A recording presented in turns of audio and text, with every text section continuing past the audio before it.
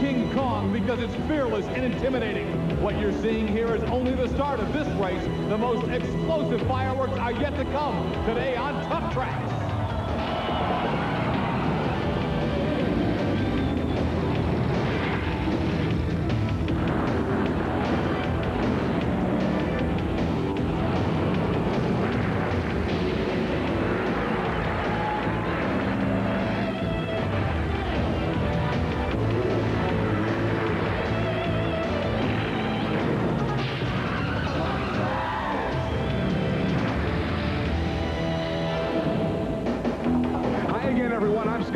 Welcome to TuffTrax. Once again, the TNT Monsters are in Myrtle Beach, South Carolina for more side-by-side competition. Last week, it was Greg Holbrook and the Equalizer taking the victory. He'll try to do it again here today. But Army Armstrong, one of the big stories today in Myrtle Beach is going to be to keep our eyes on the Bigfoot 4 truck. This could be the last time we see Bigfoot 4 in TNT competition. Yeah, the word's come down to us that this will be the last time we're going to see 4 because they're going after the World Championship, but they're going to use the A truck to do it. Now, those of you that follow the sport know the scenario. The A truck, they had to set it out for 2 months in order to allow the rest of the trucks to catch up with it. And I believe it could have happened. If you look at the truck right behind us, you'll notice some new shock absorbers. These shocks cost $1,500 a piece. They're manufactured in California. A lot of people are getting involved in the technical end of these monster trucks, so the drivers feel like, bring on Bigfoot 8, we're ready for him. You're talking about the shocks of the micro machines right behind us. What makes them different, Army? They're gas-type shocks. They're a heavier shock. They're the same basic shock that's used in off-road racing in California. But because of the weight of these trucks, they have to be much sturdier.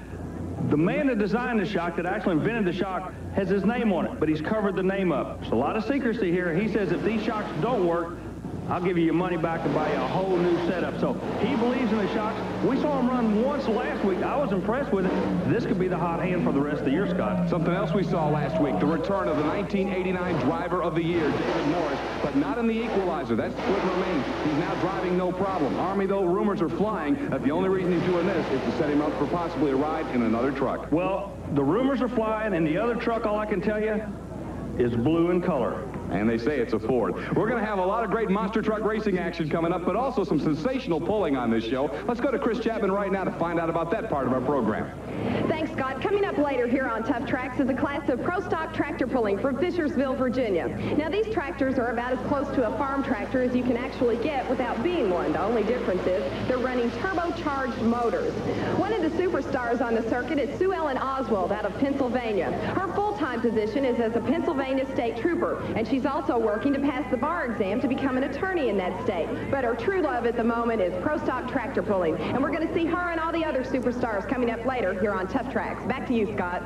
Boy, you talk about dominant personalities. We're going to have Sue Ellen Oswald on the same show with Dennis Anderson and the Gravedigger and all the other superstars of monster truck racing. The Digger coming out right now. We're going to look at his qualifying run, and in typical Dennis Anderson Gravedigger fashion, Army, just tell people to kind of grab the edge of their seats because he's going to lay us down a bonsai shot here. Yeah, it's like running down a hill. The further you go, the faster you get, the wilder you get.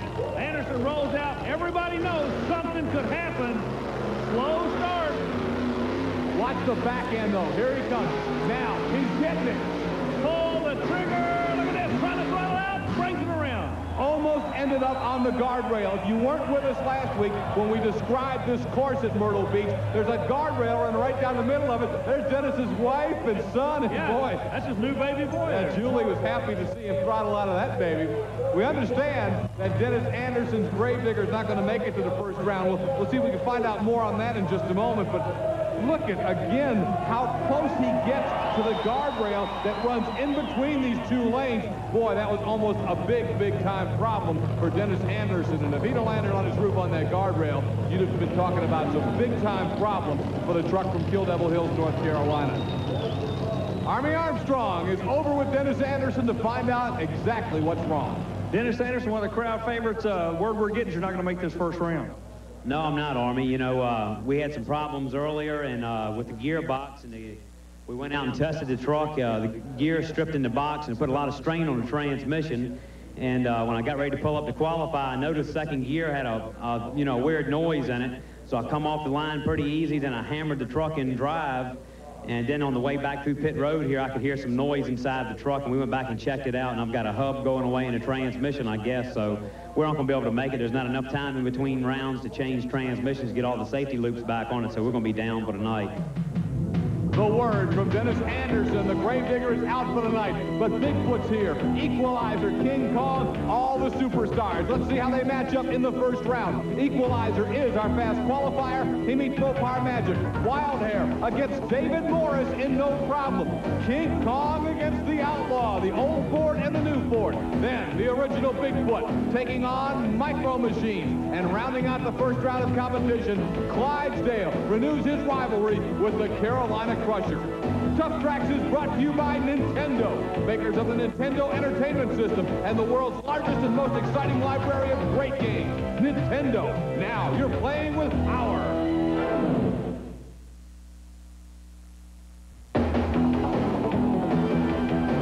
Back with Army Armstrong and Chris Chapman on TuffTrax. I'm Scott Douglas in South Carolina on the beach at Myrtle Beach Speedway. First round action begins with last week's winner on TuffTrax, the defending world champion and current world championship points leader, the Equalizer Chevrolet, meeting the big Dodge, the Mopar Magic Dodge out of North Carolina. That's Gary Wiggins. Got this little deja vu. What I'm talking about, lane choice went to the Equalizer, and he again goes back into what everybody says is the bad lane. The reason they say it's a bad lane, the walls are close on each side, but the Equalizer is not intimidated at all. He goes right back where he left off last week into the winner's column. Lane claustrophobia, if you will, because those walls are tight, they close in on you, and they're on each side of the lane the Equalizer's on. The other lane is open to the right. There's more room for error. But Greg Holbrook loves this lane. It's working for him. He won out of it last week, and he started off with a big win here tonight. Now, Mopar Magic, look at that, a broken rear drive shaft. Yeah, boy.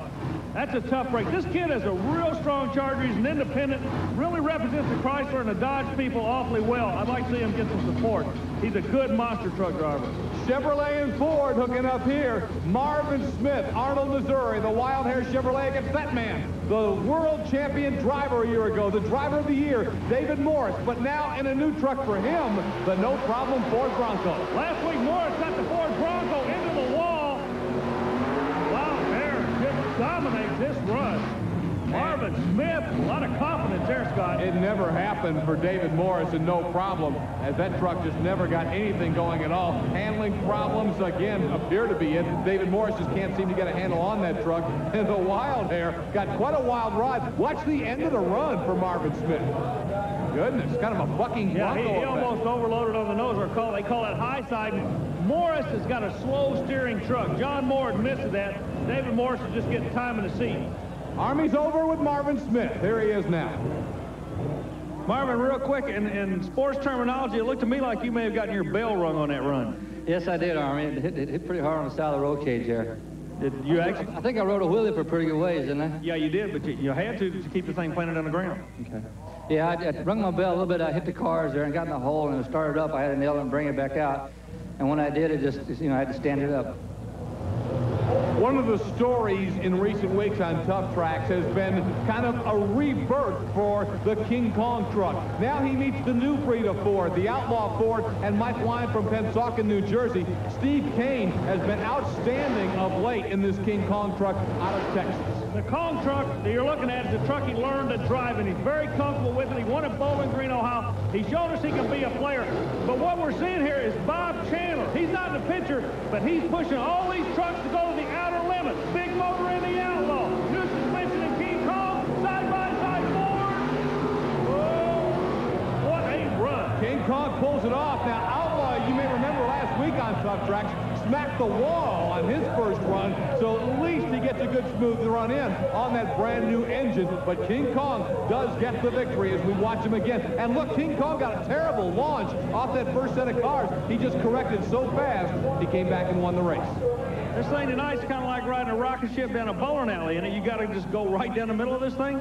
Yeah, this course is going away, Army. It's, there's big holes in cars and stuff like that. The ramps are shooting you off one way or the other, You just got to go out there and you just got to try to hold the truck straight and just go, as fast as you can. It could be a wild long day at the office here on TuffTrax. Let's look at the points coming into the action. 49-point lead for Equalizer over Bigfoot. King Crunch sits third. Then the Carolina Crusher could overtake the auto value special today. Kong is in the number 5 position. It's Gravedigger now 6th. He's moved past USA 1. Nightlife, Outlaw, and Buffalo Tremor round out the top 10. More awesome action is coming up on TuffTrax. Records are made to be broken. The mighty monster is gonna rip them to shreds. Ford Trucks and Motorcraft Quality Parts present the Hardee's 4-Wheel and Off-Road Jamboree Nationals. September 28th, 29th, and 30th. It's monsters, mud, and more. 6 classes of mud tracks. Thousands of 4x4s. Save cash, get discount tickets at AutoWorks and be there. The Hardee's 4-Wheel and Off-Road Jamboree Nationals. It's awesome. A part of the General Tire Special Events Performance Series. The brand new Micro Machines coming out on the TNT Monster Truck Challenge to do battle with the Bigfoot Ford. This is Bigfoot number 4 and John Piant. Army, this is going to be our last week at seeing Bigfoot number 4, and I guess as a postscript, John Piant has done the job. He has kept Bigfoot in contention, and next week, Andy Brass comes back full tilt in Bigfoot number 8. Well, John Piant had a lot of pressure on him, and the pressure was from staying close. Exactly what he did. This young man has proven beyond a doubt he's a good monster truck driver. I look for him to step up and become a Bob Chandler's later equipment, but right now all eyes will turn to Andy Brass and Bigfoot 8 when this night's over. This is the swan song for number 4 in Myrtle Beach. As of next week, that thing will be an antique, but right now it gets a big victory in the points race for the Bigfoot camp of Bob Chandler. The win goes to Bigfoot number 4 and John Piant. Army Armstrong is going to go talk with the Ford driver. John, the word is this is the last time we're going to have a chance to see Bigfoot 4. You're trying to take this thing out of here on a winning note. That over. Good night. Concerned, and I want everyone to know who John Piant is. They're definitely learning your name in a hurry. Each time you seem to be getting a little bit more confidence in the truck. Yeah, before the series started, I took a month off with a neck injury, and I'm just now getting back in the swing of things. I had all that time off sitting and watching, and I'm ready to get back in the seat now. You actually did that. You actually sat down and looked at videos of studying the defensive team. Yeah, every week, every show that is taped, that we get to go back in the shop and see that, you know, even though Andy might have been running the race, I'm watching what everybody else is doing. The study, the work that goes into driving the Bigfoot truck, according to John Piant. You know, it's kind of interesting, Scott. Before he was a Bigfoot driver, he was a world champion, top amateur BMX bicycle rider. Kurt Fischer is a former world champion mud racer. He had a good run a week ago, but not today. Here's Chris Chapman to find out what went wrong with the Micro Machine. Kurt, got to be disappointed after getting to the line and having some obvious problems with the Micro Machines. Well, we don't know what happened. We're just going to take it home and work on it a little bit. I don't know if a fuel filter stopped up or if we've got an injection problem with the cylinder or what, but we'll figure it out. What went through your mind when the light turned green and the truck sat there? Well, the first thing I was going to do was beat him off the line because our truck, it's hard to beat it off the line, and I tried to cut a light, and the first thing happened was it didn't go no place. That was the end of the story and the end of the line today for the Micro Machine and Kurt Fischer. The Clydesdale is getting ready to go running against the Carolina Crusher. We want to go back a week, though, and watch the most stunning upset we've seen in several weeks. Flat out, nose to nose. Last week here, Clydesdale beat the Equalizer. Well, Clydesdale had a new engine combination. We're down at sea level, and it's all dialed in. It worked for him. He just flat beat the Equalizer, and that kid had a grin on his face from ear to ear, Scott. You'll remember, though, that was the first round. Clydesdale was later eliminated. Equalizer came back as a fast loser and actually won the whole shooting match a week ago. Well, now Clydesdale takes on another of the big dogs, if you will, the Carolina Crusher and Gary Porter out of Wadesboro, North Carolina. And while we've been watching the Bigfoot Equalizer battle over the last month and a half, Crusher has gotten back in the points hunt. Gary Porter had to redo the transmission from last week. He knows he's going to be a player, but once again, look at this. Bennett Clark is on a roll. If there's such thing as a favorite track, it's got to be Myrtle Beach for the Clydesdale. You know, in the history of my Monster Truck Racing, its relative short history, some of the biggest upsets so far have come in this matchup because Clydesdale has had very good success over the years against Carolina Crusher. But I don't think we expected him to win this matchup here, and he won it convincing. Yeah, he won it big time. He's just making horsepower now, Scott. The only difference. You know, Porter, watch coming over the first set of cars, how badly out of shape he gets. I think that's the story. And again, you talk about the engine, you talk about sea level. It's made a big difference, and Clydesdale gets the win. Chris is over with Gary Porter to talk about the problems he had on that first set of cars. Gary, got to be a little bit surprised Bennett Clark came out there and just put the pedal to the metal and let it rip. Right, you know, Bennett, he just put alcohol injection on his motor, and his truck's been running, you know, really super here lately. And, you know, that run I made, I was lined up real far on the left side of the cars, and when I came off for the first set, you know, the truck got a little sideways, and I had to let out of a little bit so I wouldn't hit the wall, and, you know, it cost me the race. That completes our first round of TNT Monster Truck Racing from Myrtle Beach, South Carolina. More great monster action coming up a little bit later. But next, the Lady Cop goes tractor pulling here on TuffTrax.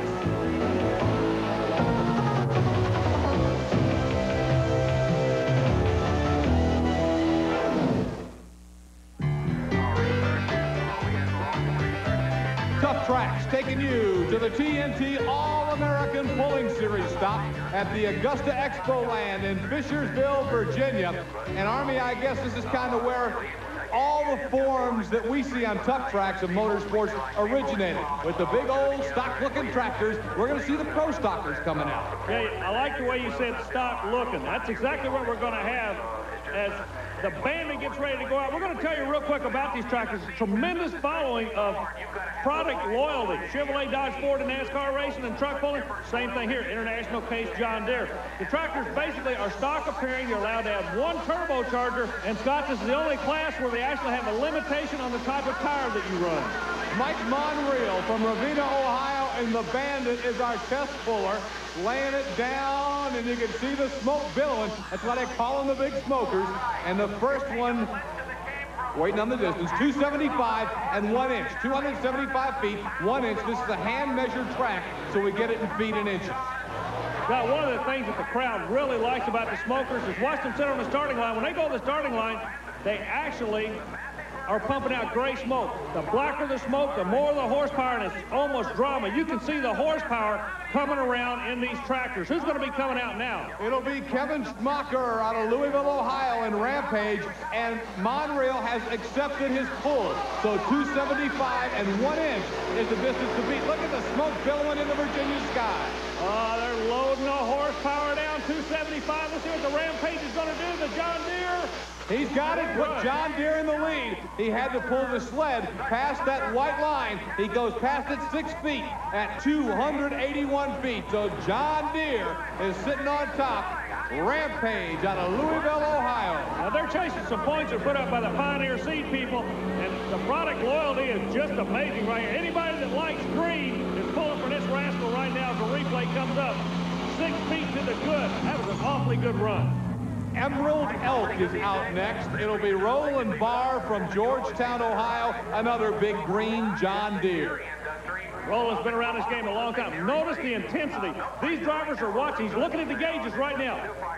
He's watching everything come up.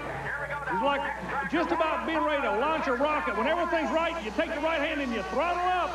Here we go. It's black, it's horsepower, it's Fishersville, and the pro stocker, Scott. Roland Barr in the Emerald Elk needs to beat 281 to get the lead. And the distance coming in for Roland Barr. He beat it by a bunch. The distance will be 295 feet, 9 inches. We've got a new leader. It's Roland Barr from Georgetown, Ohio, in the John Deere that he calls the Emerald Elk. As we watch the replay, a very strong run. You see, he didn't have any problems. It was nothing but out-and-out power. A powerful run, and there's your leader, Roland Barr's Emerald Elk. He's standing by right now with Army Armstrong. Roland, the last time we saw you was indoors at Louisville, Kentucky. You did awfully good there, but you look like you had the weight perfect on this vehicle. Well, I was a little concerned, Army. I thought I was a little light there for a little bit when it first locked up, but as it turned out, I guessed about right. It seemed the more the weight came, the front end, we were sitting at the end of the track, it just kited up, looked perfect. That's a great run. I believe I'd take it if it was a test bull. Well, Army, you mentioned the fact that the last time we saw Roland was in Louisville, Kentucky. Well, the last time we saw this lady was there, too, when she won at the National Farm Machinery Show, Sue Ellen Oswald and the Keystone Cop out of Pennsylvania. This young lady is definitely a credit to the class. These are true competition, lady or no lady. When she goes to that start line, she's a puller. Now, she and her husband, John, they run up in the top of this category. We've got a green tractor. That means a John Deere on top. She's driving a red tractor. That means everybody else is going to be pulling for the lady. Let's see what's going to happen. Again, notice the intensity of these drivers. She's watching the gauges. Everything's coming up. When the RPMs are right, notice the smoke will turn black. That's horsepower. It's time to go pulling. Sue Ellen Oswald. I'll tell you, they broke the mold when they made Sue Ellen a state trooper and a puller, and look at her take it on down. A good pull. It's not going to be enough to get the lead. I think it will be a top 3 or 4. Let's wait on the distance. Didn't beat the 295. 285.10. Excellent pull for Sue Ellen Oswald. So the Keystone Cop will settle in to the number 2 spot right now. You know, she made an awfully good run, and like you just brought out, when she goes to that sled, she is just the puller. She's got to earn her weight like everybody else, and she and her husband John do a tremendous job representing this class and chasing these Pioneer points. I guarantee she can pull with any of them. Sue Ellen Oswald. Sue Ellen, if you had to go back, would you put a little bit more weight on the nose? Yeah, my husband and I debated that before I left the starting line. We thought we had enough on there, but now never having pulled before here at Fishersville, we were just going to take a gamble. I think we'd have thrown another 100 up front.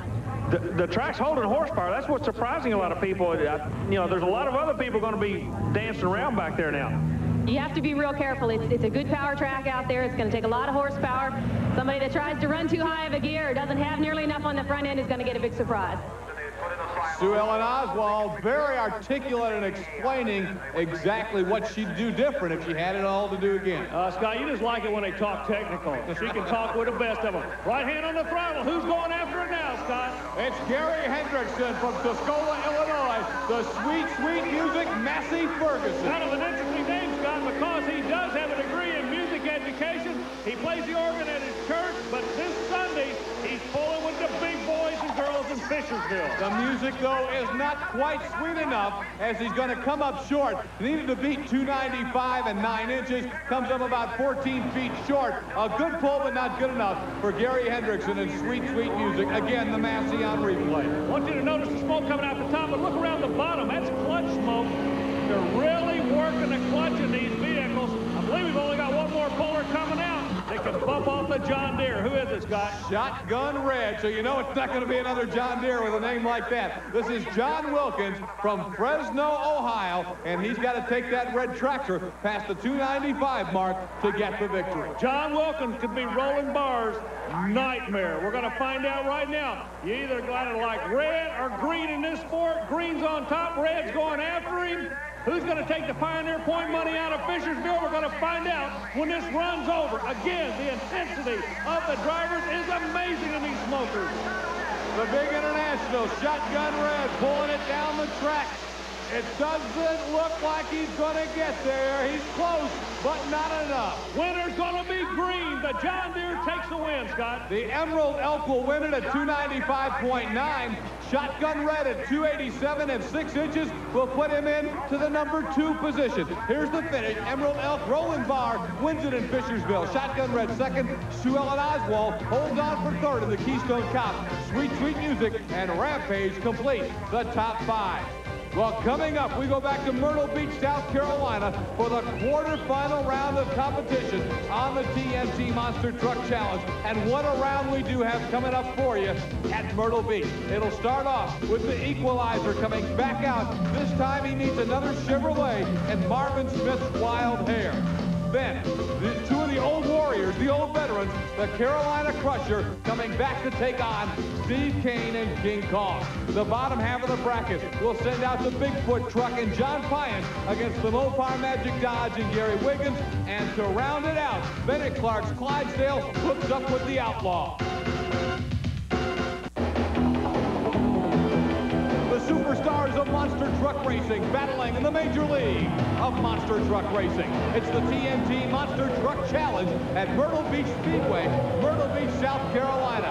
Marvin Smith and the Wild Hair Chevrolet try to knock off the Big Daddy, the Equalizer, the man on top of the TNT World Championship point standings. It's Greg Holbrook, the kid from Springfield, Tennessee. You know, Scott, this kid, I can't say it enough, he keeps going back to a lane that nobody else won.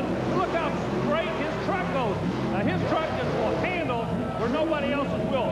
That center lane is intimidating with the wall on each side. Could be a major problem before this night's over for anybody but the Equalizer for some reason. The Equalizer has lane choice and continues to choose it, as Army has documented. And you can see right in front of you, it's closed in on both sides. No room for error.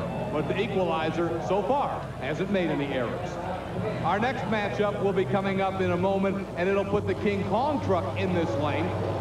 Scott, what they're trying to do, the center wall is the dangerous part. They're trying to stay to the outside away from each other, because the center wall actually has a telephone post in there. If you hit one of those rascals, you're in deep trouble.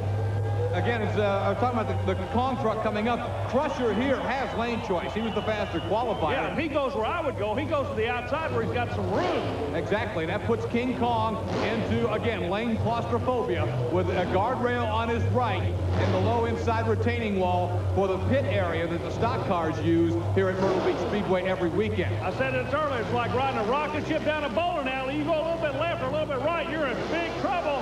They come out side by side, Chevrolet and Ford. Steve Cain, King Kong, the Carolina Crusher Chevrolet. That's got him in trouble.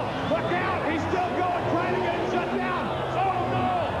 Fire, we got a major problem on the end of the Myrtle Beach Speedway. The fire is burning on the King Kong truck. It has landed on two police cars at the end of the track. Steve Cain apparently is not out of the truck yet as the fire is continuing to blaze. Everybody's going down check. Okay, I can see.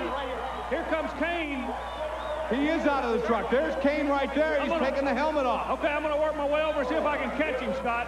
Unbelievable. And you see a few smiles. That's because the crowd sees that Cain is now out of the truck. And for, gosh, at least 30 seconds, nobody could spot him with fire all around. It's almost weird. He's out like walking down no man's land, like nothing happened. Look at this. He's in shock, Scott. I was afraid he was seriously injured. We couldn't find him. Nobody could see him. And you can see Steve is wanting to walk this one off. That's Nick Rossi, the owner of the Outlaw truck, with his arm around him. And let me get over there, Scott. He's coming my way. Man, you can see that Steve is just wanting right now to take a deep breather as Army gets over to talk with Steve Cain after, I don't know, that's the most terrifying run I've ever seen in monster truck racing. Here comes to you, Army, Steve Cain. First of all, are you okay? Yeah, I'm fine, Army. You have any idea what happened? When I come over that second set of cars, it got really squirrely on me, and it looked to me like I was going to hit for that wall, so I was trying to compensate for it when I was, before I hit the ground, turn the wheel a little bit. And I think I turned the wheel just a little bit too much, and, when she hit the ground, that front end really hooked up, and it looked to me like when you turn the wheel, the right front hit the ground, but at that time, the left front wheel was up on the rail. Is that what could have thrown you over this thing? When you got the left wheel onto the rail, it looked like you're really in trouble. Yeah, I think that's, I really don't know. Everything was happening so fast, I'd have to look at the video, but I'd say that'd be about right. That front tire hit that rail and everything. Well, we've been talking in the sport about how you drivers have to do something that's almost unnatural. That is, when you get in trouble, you have to gas the engine. That's exactly what you did. I cannot think of anything you could have done different to get out of that situation. Well, I don't know. I seen that sign coming up, and all I was trying to do was get it turned back over on its wheels, but nothing worked, I'm glad you're okay. We'll see you next week. We'll see. I tell you, Scott. Army, he's shook. Yeah, he's in shock right now. One of the things I was wondering about, why were those vehicles located at the end of the track? John, I'm just going to be real blunt. That should not have been the case. the right rear suspension collapsed. He's steering it, but you notice in the replay, the right rear came around on him. He's driving. He's doing the only thing he can do. But the right rear suspension gave away. That's what caused the accident. Now he throttles up on it, explodes the engine, goes end over end and lands on top of the cars and gets a big, quick alcohol fire. About everything disastrous that could happen just happened in about a 2-second span to that kid. We're going to analyze it a little closer, Army, as they continue to try and upright the King Kong truck. First of all, no one in the police cars, and obviously that's a very dangerous situation, very scary, and as you documented, why the cars were there is somebody's got to answer that question. As he comes over, though, I think the key thing, Army, was back before that point, the instinct. Now, every driver knows when you get up on your side like that, you've got to throttle out. If he would not have throttled out, he would have simply flipped at that point and obviously saved himself a lot more trouble. But the instinct is to power out and try and save it. Yeah, but you got to realize these trucks have kill switches on it. There was another person involved. Mike Speller at the end of the track, the TNT official, was trying to make a call. Should I kill the engine or not? He let him go, hoping he would power his way out. But again, what I keep coming up with, why in the world were these vehicles sitting at the end of a racetrack? I don't think they should have been there. These were we just got word, these are 2 brand new police cruisers that had just replaced the cruisers that were demolished in Hurricane Hugo. They're not a week old. Look at this. Unbelievable. This is for real. Plus the 76 sign. That just went up last week. I guess you know what it's time for, Army. It's time for the crunch of the week.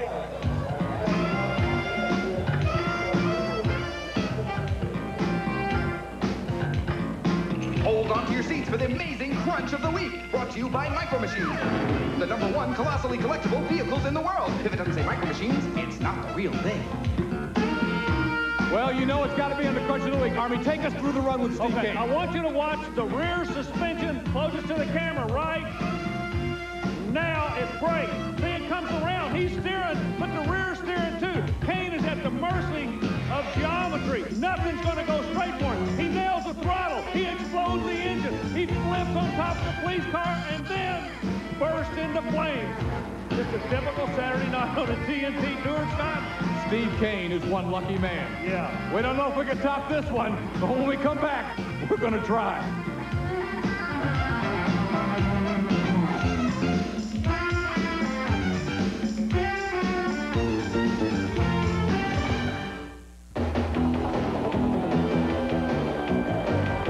Armstrong, you and I have seen a whole bunch of monster truck racing between us. I have never seen anything scarier than that run by King Kong. Well, it's like any kind of motorsport. They're going to get quicker, they're going to get faster, but I got to bring one thing out. The truck is safe, the driver is safe, the roll cage held up and everything, and we're going back to racing, Scott. But the track conditions weren't safe at that time, and again, the car should have never been there. Steve Cain obviously is very lucky that his truck was built safe enough to hold up. And, you know, now that everybody's seen Cain is safe, this crowd is just on a fever pitch. Yeah, they're pumped up. And I wonder if the police cars could have something to do with it, too. You know, we've all had a dream. Let's find out. Let's go back to the start line. It looks like the Outlaw going against the Clydesdale. Now, you're making a good point. Once everybody finds out nobody's hurt, these people are having a whale of a time and really getting a laugh out of the fact that it's not a funny fact that the police cars were smashed here today.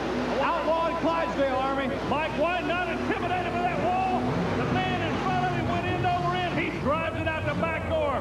Outlaw looking super. I'm going to tell you, Mike Wine and the Outlaw is having himself a good night. Last week, he had the bad break early. Tonight, he's trying to atone for it, and he's looking good. Something he's doing, he's lining up on the left of the starting line and coming across the track. He's actually running away from the wall. So I guess he did pay attention. Let me check. Mike Wine pops out of the Outlaw after a big win over the Clydesdale Chevrolet. Now he's working his way over to Army Armstrong. Army, what's Mike got to say? Mike, you guys have been hammering all year long trying to get the right combination on a bad luck night for some guys. This could be a good luck night for you guys. Last week I hit that wall, and I'm determined not to hit that wall again. So I'm coming off the line as hard as I can to keep the truck straight. Then I can ease off on it, and I can control the truck when I'm down here. That's the problem Kong just had a little while ago. Oh, Mike Wine, kind of vivid in his explanation right there. You know, last week, Mike was the guy that hit the wall. Here's the run in the qualifying round, and you'll see him come off the side of the cars and smack into and actually go over the retaining wall at Myrtle Beach Speedway. Now we understand that Bennett Clark may just have suffered a little brain fade in that last race against Outlaw. Well, when I got in the flat after I got over the set of cars, I shifted it into neutral. Then I had to come back into third gear. You know, you don't have time to go ahead and shift it into neutral, rev your motor up, drop it back in gear when you're racing. You know, it's kind of funny that happened to him, because if you'll remember, last week the same thing happened to John Piant and the Bigfoot on the start line. He said brain fade cost him a win last week. Let's see what he's going to do now. The swan song of Bigfoot 4. Will it continue? Yes. Bigfoot puts Mopar away, and he'll go to the semifinals. And look at this. Mike Wine in the Outlaw is running strong, having a great night. And what does he want? He wants to beat Bigfoot and claim supremacy in the Ford camp. He's going to meet him in the semifinals. Bigfoot made a phone call home. Bob Chandler said, it's the last time we run the truck, whatever it takes. That's what you got to do to win. He's looking good. There he is. John Piant, the winner in Bigfoot number 4. Army Armstrong is going to talk to him now. Well, ladies and gentlemen, this is kind of a historic evening. The reason it's historic, this could be the last time they're ever going to run the Ford truck. You said a moment ago in your interview that you're going to go out in a blaze of glory. You go to the next round. Does everything feel okay? Yeah, the Ford Acclaim Bigfoot is running great. There we have Donnie Kessel, my crew guy, and I have been working on it, and there is no problems at all with the truck. You guys are kind of young to be in monster truck racing. An accident like we had a moment ago, does that affect you at all? No, not at all. I rolled this truck over about 3 or 4 months ago, and 15 minutes later, I was out racing again. We put 2 quarts of oil in and went out. It does not scare me at all. Bigfoot. You'll see him in the left-hand lane. When he comes back in the semifinals, he is going to have to go up against the guy who wants to beat him worse than anybody else out there. Mike Wine and the Outlaw want to be the king of the Fords. Chris Chapman just talked with Mike Wine about taking on the king of the monster trucks. I can't wait to get Foot. I am dying to beat Foot. 2 years I've never beat him. He's embarrassed me. Never again.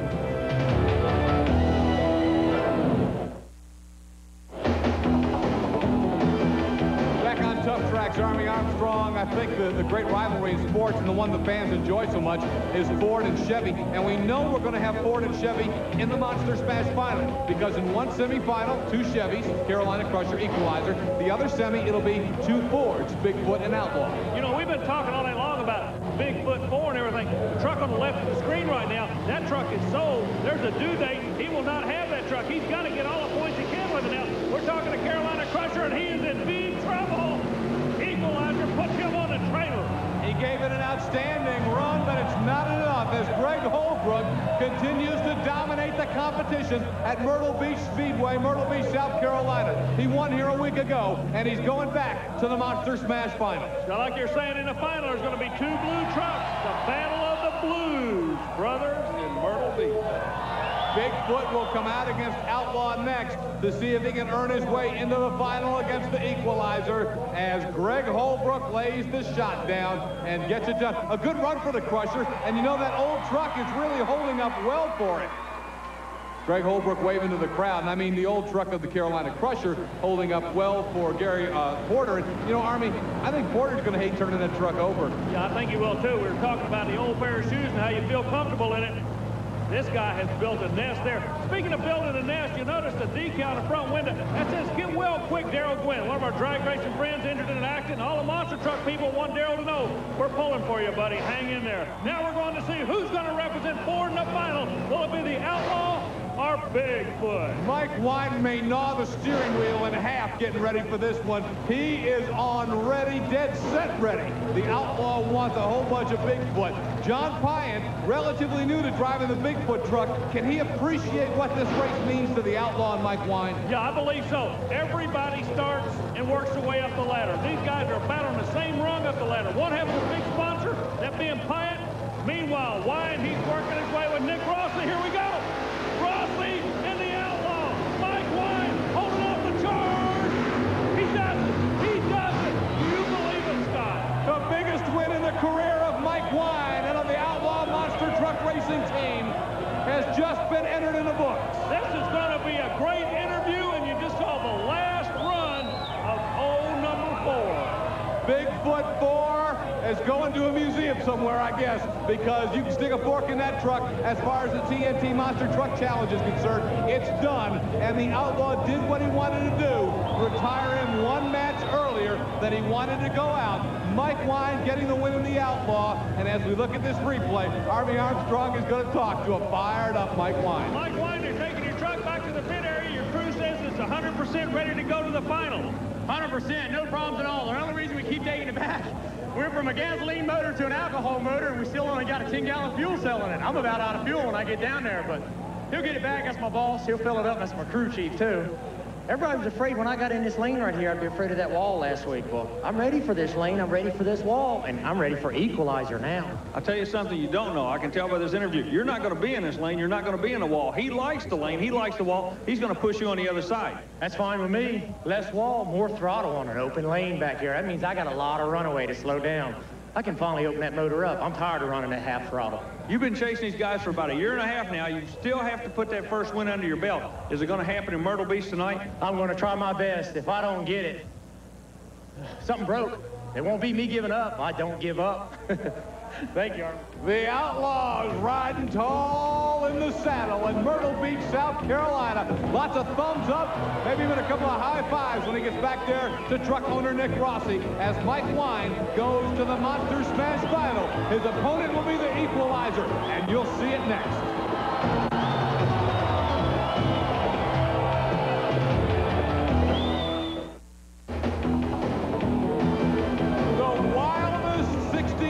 Ever on TuffTrax, and we're not done yet because we have a war set in the Monster Smash Final. Mike Wine was walking back to the pit area a moment ago. He was reading a riot act to the driver of the Equalizer. Holbrook looked at him, smiled, and said, "Let's go at it." It's about to happen. It's time for the Monster Smash Final. Mike Wine, the Outlaw. Greg Holbrook, the Equalizer. Mike Wine, the Ford. Greg Holbrook, the Chevrolet.